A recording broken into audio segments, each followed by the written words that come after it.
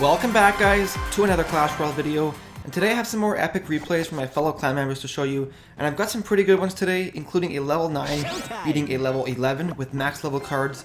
But in this battle here, on the bottom as a level 8 we have Future, and he's facing a level 10 in this battle, guys, so there is a pretty big level disadvantage here. But watch what happens here. Future does a pretty good job defending this initial push here, and he's going to set up a counter push with that Musketeer as he drops down some Barbarians as well as a Bomber at the bridge here. Now watch what Mike does here, guys. He's actually going to completely ignore this push here, and he's going to drop a Dark Prince as well as a Musketeer on the right hand side, and he's going to try and go in for the 3-crown victory, guys. But Future drops that free spell and is able to take out that tower. And now he has 3 Barbarians, a Bomber, and a Musketeer going to the King Tower. And they're going to do a pretty crazy amount of damage here, guys. Meanwhile, Mike has the Hog Rider coming here, but Future drops that Bomb Tower to distract all those troops, allowing his Musketeer on the top to bring that King Tower all the way down to 100 health, guys. Now, if both of these players were equal level, guys, Future would have the 3-crown victory right here, but of course they are not, so Future does have to drop the Musketeer once more to finish that tower off and give him the 3-crown victory. So here we are with the next replay, guys. On the bottom we have Femchi, and on the top we have Deathbringer. We have 2 level 8s here, guys. Now watch this opening exchange here.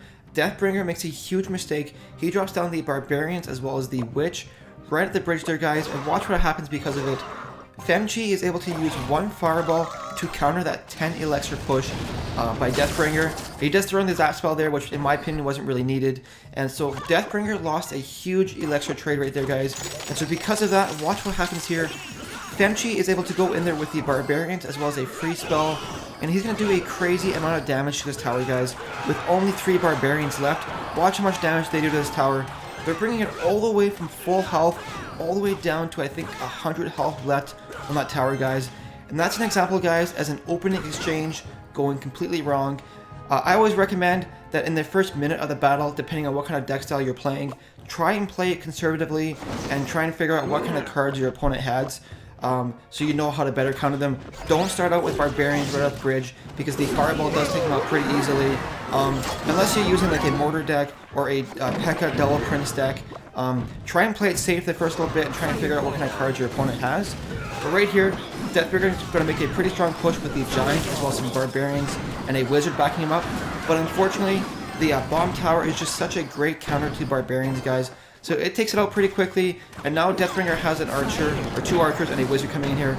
But they don't get really much anything done. They kind of get 1 hit off on that tower, so nothing too crazy there. So at this point in the battle, guys, Femchi has a 1 crown lead so far, and both of his towers are pretty much full health, so things looking pretty good here. Now Deathbringer drops down the Witch to defend against that Musketeer, which is a pretty good defense, but watch this, guys. Femchi's going to go in there with the Hog Rider and the Freeze combo. And he's going to get a pretty decent amount of damage done to that tower on the right hand side. Meanwhile, Deathbringer chooses not to back up that Witch with any more troops, so it's pretty much going to go in there and just die. And at this point in the battle, guys, there's 50 seconds left. Femchi could just kind of defend for this next 50 seconds or so, but he's actually going to be able to go in and get the 3-crown victory in a few moments. But watch what happens here, guys. The Giant is making his way across the bridge there. The Barbarians are going to take out that Giant pretty quickly. Meanwhile, Femchi is going to go in on the right-hand side with the Hog Rider. And at this point in the battle, guys, Deathbringer actually quits or gives up and allows Femchi to go in for the 3-crown victory. As you can see there, he's sitting on his cards, not really doing anything. He does switch to the arrows there, but he doesn't really use them. So with 20 seconds left, Femchi is going to be able to go in there and get the 3-crown victory. Let's go ahead to another replay. So here we are with the next replay, guys. Once again on the bottom we have Future, and he's facing a level 8 here, but I wanted to show this replay to you all because his opponent here is using a different style of Mortar deck. The Mortar is actually his only defensive structure, or I guess structure in his deck here.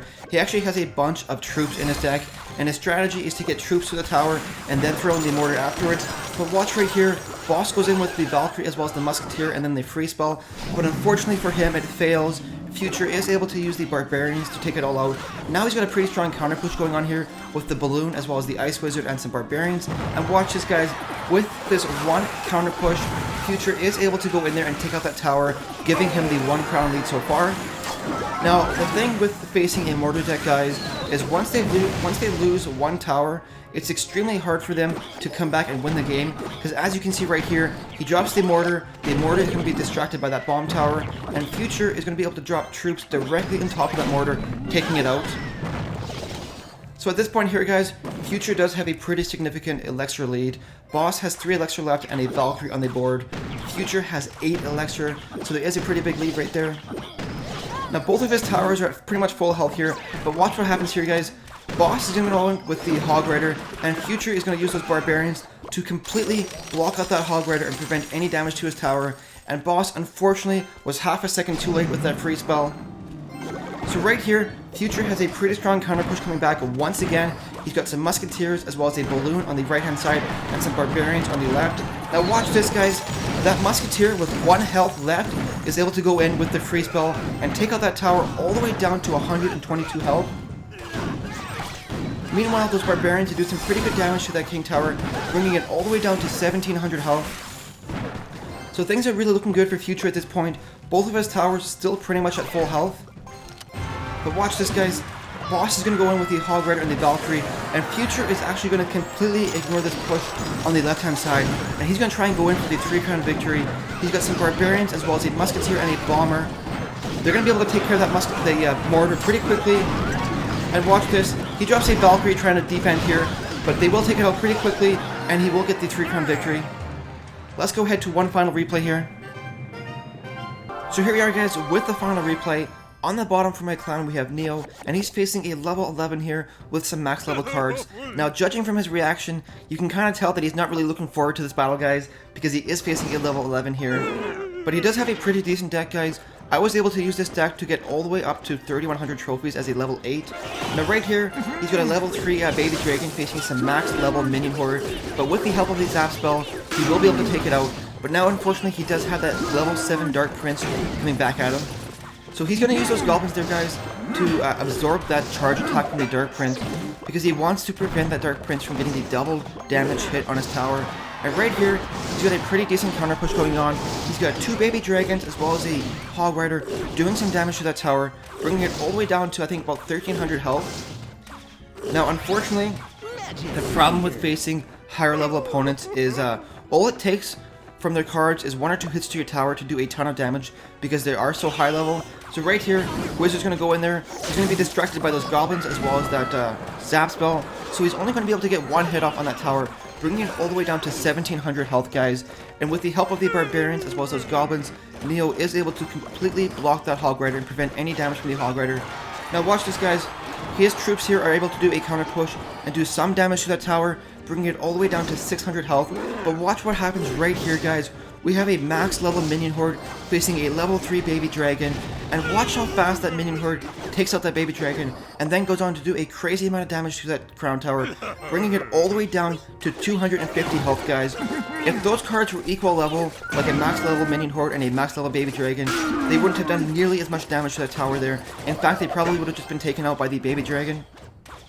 So right here, those 2 minions are able to do some damage to that tower, but unfortunately, they get taken out pretty quickly because the Crown Tower is level 11. And now once again, that max level Wizard is coming back at Neo.